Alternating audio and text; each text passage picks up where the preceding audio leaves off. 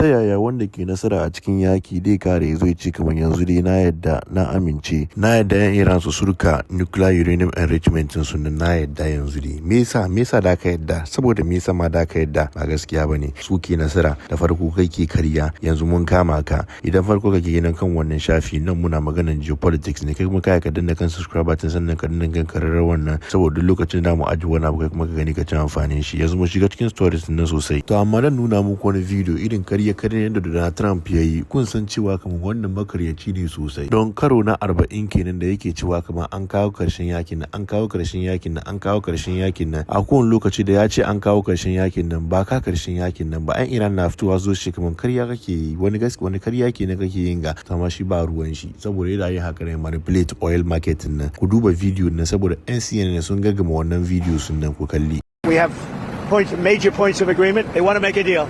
And we are very willing to make a deal. Well, I think we're going to end it. I can't tell you for sure when they want to make a deal so badly. You have no idea how badly they want to make a deal. They want to make a deal so badly. I do see a deal in Iran. We were very close to a deal. I think it's close to over. Yeah. I mean, I view it as very close to over. It's looking very good that we're going to make a deal with Iran, and it's going to be a good deal. This process should go very quickly. We're going to end that war very quickly. They want to make a deal so badly. We think we're close to a deal, and that's okay. We're in the final throes of what will be a very, very good deal.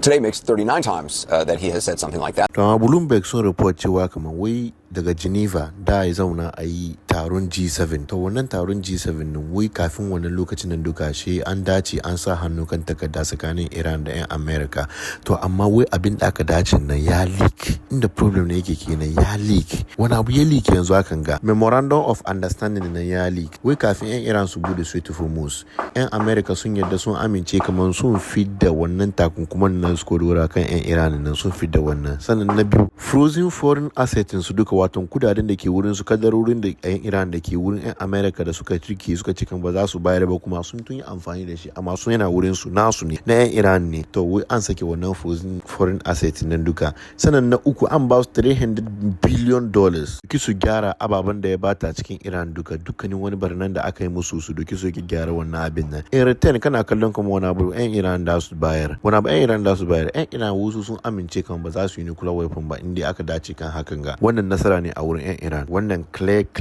nasara ne a wurin 'yan Iran to amma an yadda ko ba yadda ba wannan shi ya leak to amma mai Donald Trump ya zo ya fadi kan wanga maganan ga da suka yi ga ko wanga leaking ga shi zai ce kaman wai fake news suka fito da wanga abin ga kuma 'yan Iran su suka leak wanga abu suka ba 'yan fake news kuma ba abin da muka dace kenan ba akan takarda ko kariya suke yi ko abin da 'yan Iran suke yin ga ba su sa gaskiya cikin lamarin su ba sam ko total dishonest people ne nace ji wanda ke cewa wani dishonest ne kai Donald Trump kana ce wani kamar shi dishonest ne kai Donald Trump wani ba mai gaskiya bane wai ba su da ana wai su dishonorable people ne we very dishonorable people to deal with wato ba su da wani gaskiya idan ana yarjejeniya da su sai ci gaba da cewa kaman da mu da su abin da ya likin nan gaskiya na Allah ba abin da muka dace akai kenan ba sannan kuma jira da dare sun yi amfani da drones sun kai ma wani jirgin ruwa hari kan Strait of Hormuz nan suka strike wani jirgin ruwa da yanzu aka ga sun kashe wasu India wai wannan abin nan bai dace ba sam 'yan Iran su duba su gyara halayen su in ba su gyara halayen su mun nuna musu nace kai wani irin nuna kuma da ka nuna ma 'yan Iran kuma to amma maganan gaskiya ba su suka kai ma 'yan India na hari ba ku ga kai ma 'yan India hari ku ka kashe Indiyawa kana defense minister Isra'Ila ya zo yayi magana in ba sha ba wai Donald Trump ya kamata ya sare musu mutuncin su ya kamata Donald Trump ya sare muna mutuncin mu a wurin yarjejeniyar nan in ba hakan ba ya dame mu sosai wani abu ne mutuncin su in ji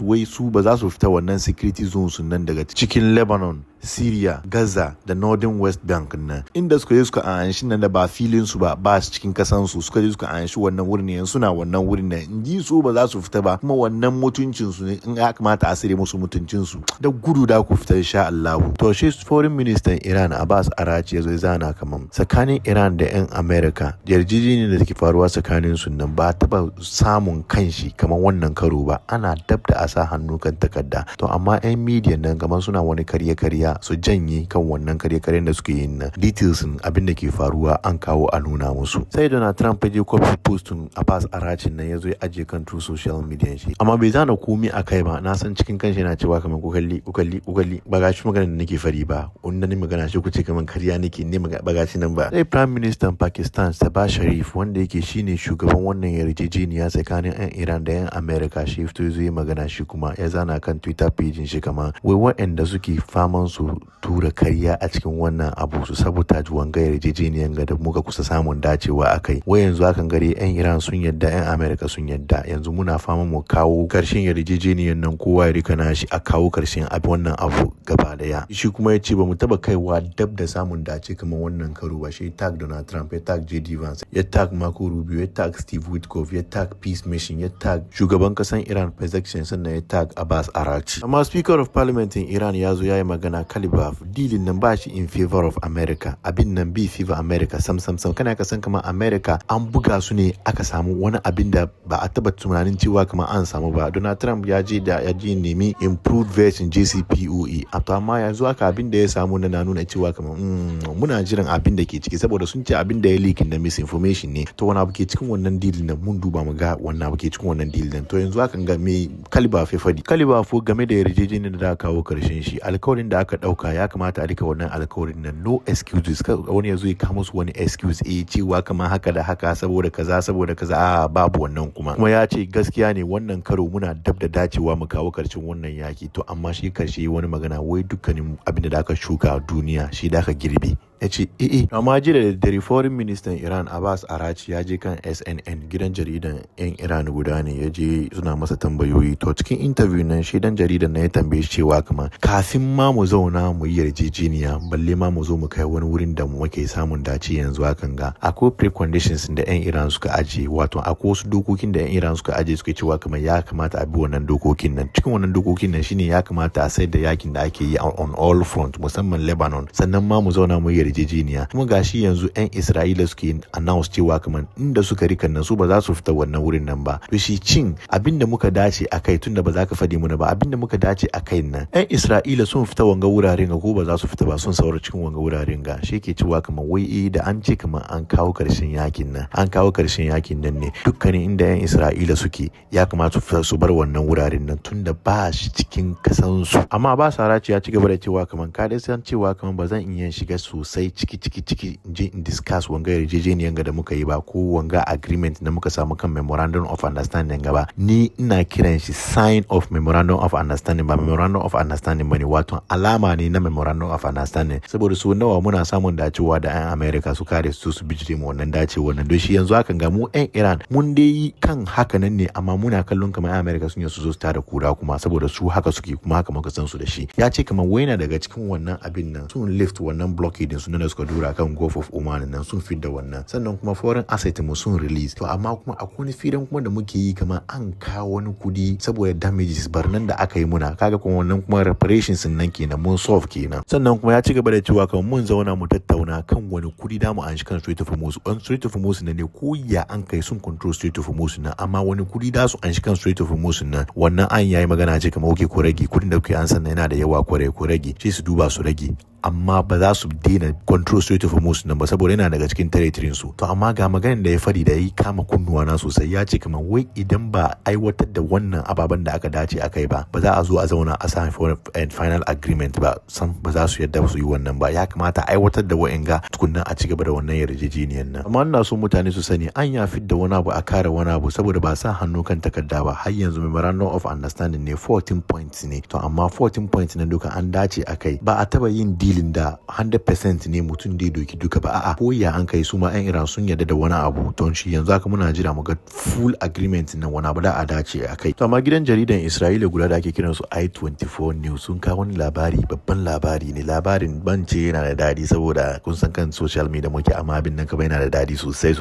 Menene Netanyahu ya shamari akan Fuska? Netanyahu ya shamari akan Fuska. Wani me yasa suke fadi hakan ga? In ji su yanzu hakan ga Iran da su samu billions of dollars su su gyara kasan su, to amma Iran ba za su ba da komi in return ba. Wannan ai mari ne, wannan ai cin fuska ne, wannan ai walakanci ne. Sun ci gaba da cewa kamar wai yanzu aka ga Netanyahu ya gano cewa kamar abin nan inda kai nan ba abin da iya ya sayar da komi bane, to amma yanzu aka ga yana faman ya mitigate damage nan, wato ya rage irin barnan da aka yi masa. In ji I-24 wai in ba mari bane, gwada min dalilin da yasa Donald Trump dai ba 'yan Iran billions of dollars amma kuma bai zai anshi uranium su ba, ballistic missiles su nan ba zai dibiya takunkumi akai ba, sannan proxies na wato su Hezbollah da su Hamas da su PMF suna cikin operate har gobe. Wai gwada min dalilin da yasa wani abu kankani 'yan Iran da su bayar kuma a ce kamar mun yi nasara. To amma Netanyahu ya zo ya yi wani magana wai in ba don rayuwar shi da ya aje kan layi ya doki rayuwar shi kun lokaci na propagate ba, wai inda ba don wannan ba kun lokaci na ce mai America kamar ku zo ku tare wanga abu, in ba haka nan ba da 'yan Iran sun yi nuclear weapon tuntuni. Sai aka tattara wannan videos nan da lokacin da yake cewa kamar Iran na dab da samun nuclear weapon tun 1996, amma aksarin gaskiya ma akwai wanda ba a da bidiyon shi, to amma wannan kamar 1984 ne yayi wannan maganar nan, to amma tun 1984 ne yanzu aka ga shi a wurin shi inda ba don shekara da shekaru yana wanga maganganu ba da 'yan Iran sun yi nuclear weapon tuntuni in ji shi. Amma ina son ku kalli wannan video ku ga lokacin da yake farfadi wanga maganganun ga duka an gaggama wannan video sun nan kuka kalli. If not stopped, Iran could produce a nuclear weapon in a very short time. It could be a year. They have the wherewithal, the stored up, preserved knowledge to make a bomb very quickly if they wanted to. Iran is so dangerous. Weeks away from having the fissile material for an entire arsenal of nuclear bombs. They're very close. They're 6 months away from being about 90% of having the enriched uranium for an atom bomb. Iran is gearing up to produce 25 bombs, atomic bombs a year, 250 bombs in a decade.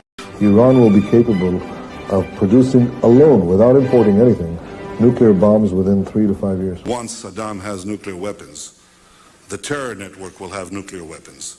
Next thing you'll see is a nuclear bomb in the World Trade Center.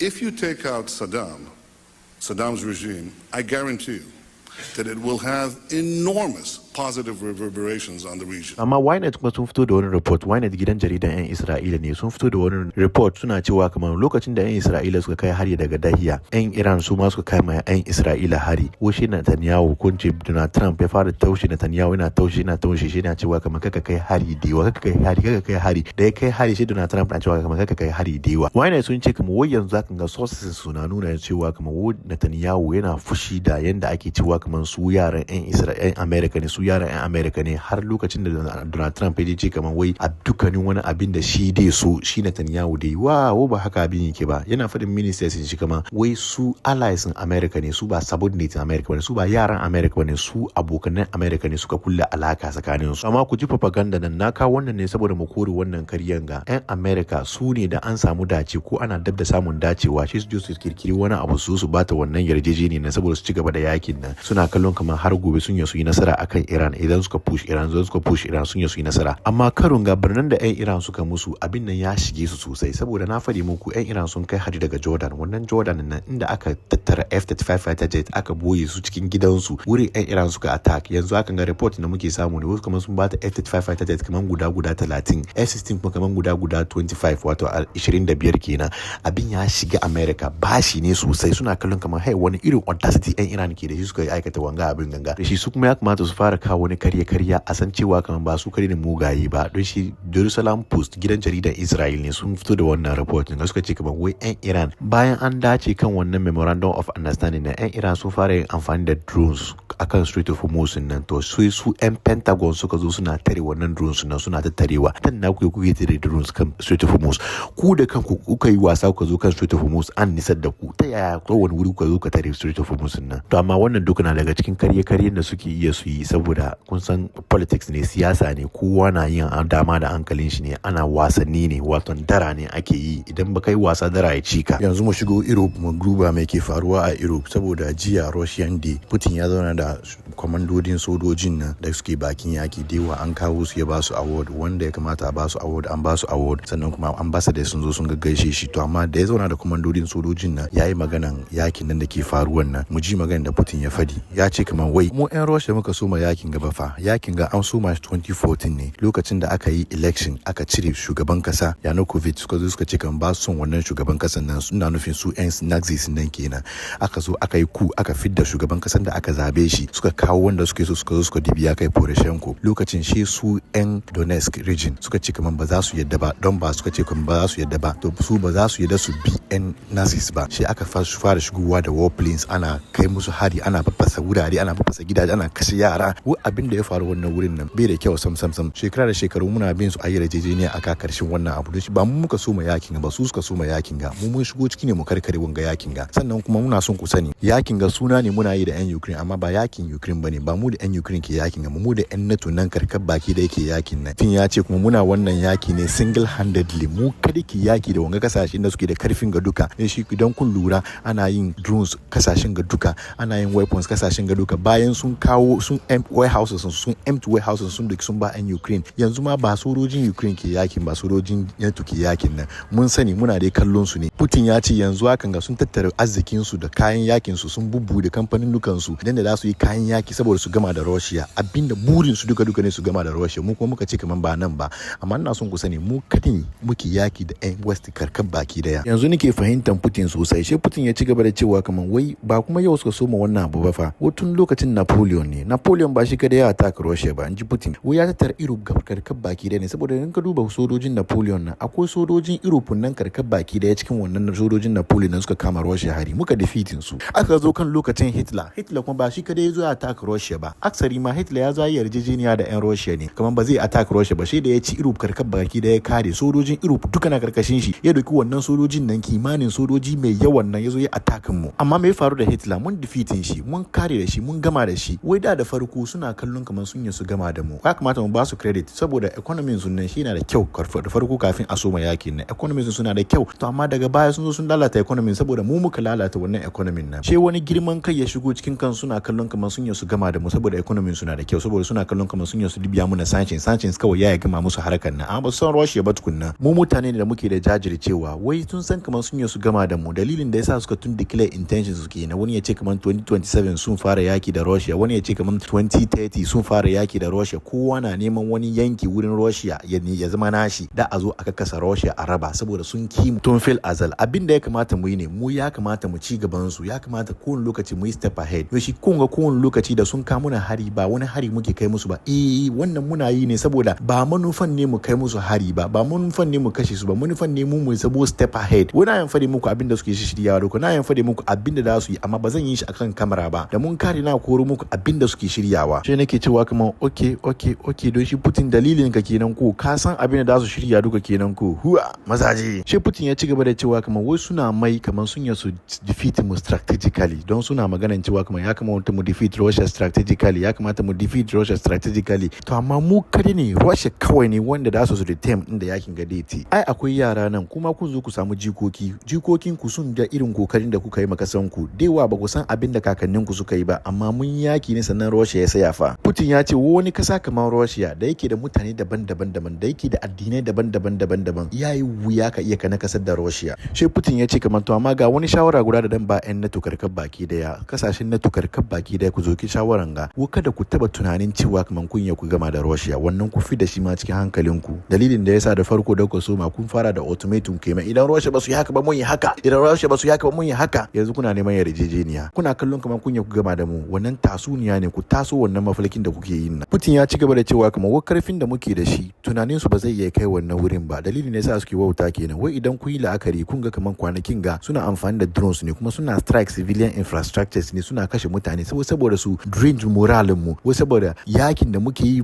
bakin yakin nan ya kamata su nemi wani abin da za su distract mu da shi saboda shi ta'addanci kawai suke yi sannan kuma idan kun lura kun ga kamar suna kuma biya muna sanctions wani dai kan batun sanctions ne wannan mun tun solve wannan mun kare saboda kowane lokacin da suke biya muna sanctions duka muna fama muna gina economy mu back muna gina shi back don shi wannan dai mun solve wannan to amma yanzu abin da mu so mai yi ne shine mu ma mu fara kai musu hari infrastructures su muna kai musu hari abin da ya kamata mu kula ne bai kamata akwai mutane ciki ba da mu kai wannan harin nan ba saboda da mu kai hari ba don mu kashe mutane bane da mu kai hari saboda mu san cewa kamar idan suka taba mu mun taba su kamar mun kyale su sun ji dadi tuma sai sa suke wannan wautan nan wai yanzu ya kamata mu fara kai musu irin wannan hare-haren nan bari mu ba ku wani story nan ganga kun san kwanakin da 'yan Russia suka kai musu harin nan, kun san NATO commanders guda 27 Russia suka kashe cikin dungeon, amma ba fitowa da wannan maganar nan. Inda Russia suka tura orishinikin nan wurin kenan sun kashe 27, sannan na komandodin Ukraine kuma guda 16, amma Russia ba masu magana bane, sannan wayanga kuma su ma masu boye information ne, don shi kun ga kamar wannan abin ga ya je under the carpet, in ba mu da mu je mu cakalo mu kawo muku ba kan platform ga da ka samu irin wanga labaran ga dukan na da ka samu wannan. Putin ya ce kamar ba su iya mu ko ta wani hanya da su da ku ta'addanci ne ba ku iya mu, da ku bi ta kan economy ne ba ku iya mu, da ku defeat mu strategically ne ba ku iya mu, Russia ba ku iya mu ne kuru. Sai Political suka report cewa kamar Zelensky yanzu yana bukatan kudi, gwarzo na bukatan kudi, kuma ya tambayi America, ya tambayi NATO, ya tambayi Europe su ba shi $20 billion yanzu hakan ga, saboda in dai ba wannan kudin nan ba Russia na sake wani launi, ba kama sanin ya sake launi, wai kafin ka ankara ya kashe ku, ya anshi wurare, ya anshi garuruka. Haka Russia suke wodi a fast, kuma wurin tankin suna sake launi kowane lokaci. Gwarzo ya ci gaba da cewa kamar wai abin da suke bukata wurin 'yan Europe wallahi yana da yawa, saboda yanzu hakan ga ya kamata ko 'yan cikin social media in dai wani dan Russia ne ya kamata a fit da shi kan social media, in dai platform nan na 'yan Europe ne, na 'yan America ne, a fit da mai shi nan kan social media, saboda su ke kawo yakin kake ta hababbakan nan, wai saboda su ne dalilin su ne yakin kake ta hababbaka yake ci yake canye wannan, wai a fit da su, wai a dibe takunkumi kan wakokin su, a dibe takunkumi kan cinemas su, actors su, dukkanin wani abin da ya zama wani exhibition ma a fit da su, wai bai kamata a yi laka ba su ba. Sam na ce huwa gwarzo ya ji jiki kenan. Arnan Gana na da wani magana da suke fari, wato asantawa kenan, suna da wani magana da suke fari, wai uni bai fanyi ba ku ne su hidiye, wai in dai fada ne kada babba kunya ku kaure ku yi wannan fadan nan, amma bayan wannan fadan nan lafiyan jikinka ya nuna maka ka je kai wrong fight. Duniya ba gaskiya, garin kuma ba gaskiya. Ku kalli wannan story ga 'yan Financial Times suka report wannan abu, amma gaskiya ne, wannan tabbataccen labari ne. Kun san cewa kamar na shaka muku labarin 'yan America sun fara fidda kayan yakin su wasu daga cikin Europe, saboda sun fara samun beef da Europe. America suka soma yaki da 'yan Iran, yakin yaki ci yaki canyewa. America suka fara jin jiki, Donald Trump ya fara kiran 'yan Europe ku zo ku taimaka, ba su zo ba, suka bane da tuntukan banza. Shi kuma Donald Trump ya dauda mara, shi ya fidda America cikin NATO yanzu hakan ga. NATO dai ba zai survive ba. To shi akwai wani general na America, shine generalin America a NATO, an sunan shi General Greenwich ya ce kaman wai ya ce tun farko Russia ba suna bukatan yaki da wani NATO bane.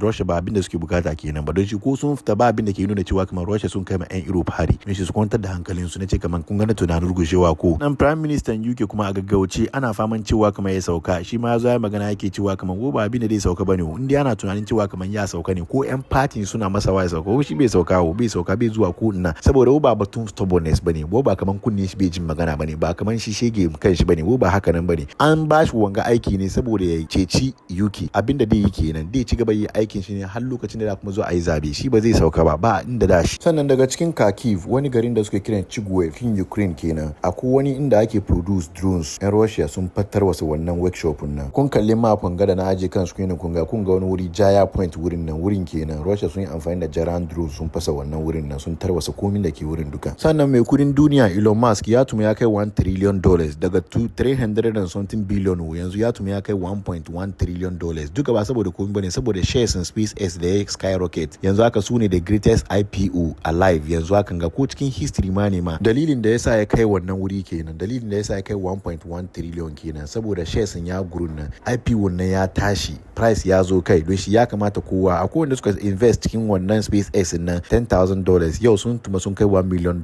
Wani sayin haka investment yake, dalilin da yasa ake cewa kaman su dangote ga yanda ake rate businesses su sunnan yafi haka na kudin kuma da suke da shi yafi na su Elon Musk nan sometimes. Sannan kuma China kuma sun kama wani leken asiri, wodan America ne, yana leken ma America asiri, wo sunan shi Yu Menzin. To amma shi sunan shi ga kana ga san kamar irin 'yan China nan ne da suka tashi America, su 'yan America ne, irin shi wani kenan, don shi wo sun charge based on espionage wanda ke leken asiri. To amma na bar ku da wani video wanda ku gani kan screening kun ga sunan Tulsi Gabbard, ita ne Director of National Intelligence in America, kwanaki ma ta resign, to amma aikin ta na karshe kenan kafin ta resign. Akwai wani biolabs da 'yan America suke da shi daga cikin Ukraine, da 'yan Russia ma sun yi magana wannan biolabs nan suna yin abubuwan da zai zamto guba ne kan 'yan Russia, 'yan Ukraine da waɗanda suke wannan karkarar nan duka. To amma aksarin gaskiya ma dalilin da yasa suka zo suka yi wanga biolab ganji 'yan Russia, wasu yi ne saboda su yi amfani da wannan biolabs nan su yi chemical weapons, su yi wannan chemical weapons na su yaki Russia da shi. Dalilin sa suka kawo shi Ukraine kenan. Russia sun yi magana ga shaka ce kaman karya ne, to su gaba ta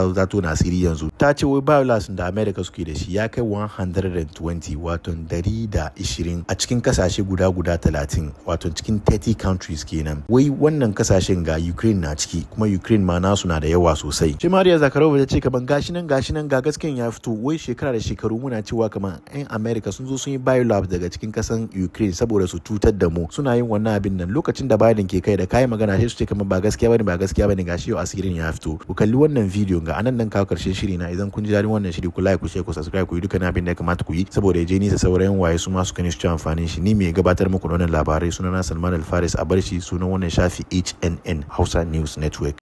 After months of searching through intelligence community holdings and files, today I'm releasing new evidence of long-standing U.S. government funding of more than 120 biolabs in over 30 countries. Now, these biolabs include labs in places like Ukraine, which could be at risk of compromise due to the ongoing Russia-Ukraine war.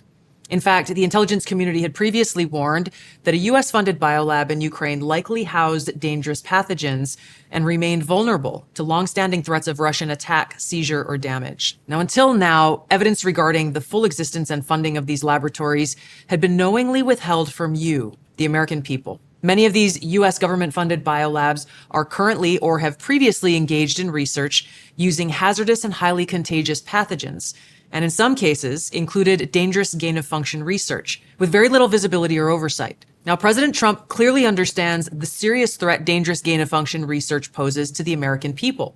And this is why he took decisive action over a year ago. On May 25th, 2025, he signed an executive order to end federal funding of gain-of-function research around the world. Here at ODNI, I issued new guidance to the intelligence community directing increased collection on these laboratories and facilities overseas.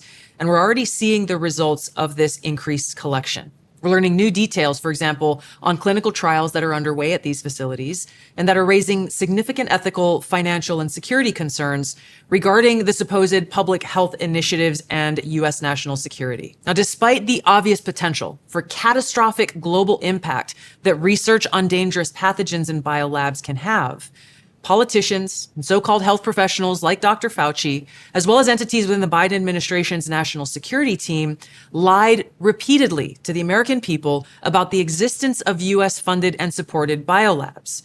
Not only did they lie, they threatened those who attempted to expose the truth.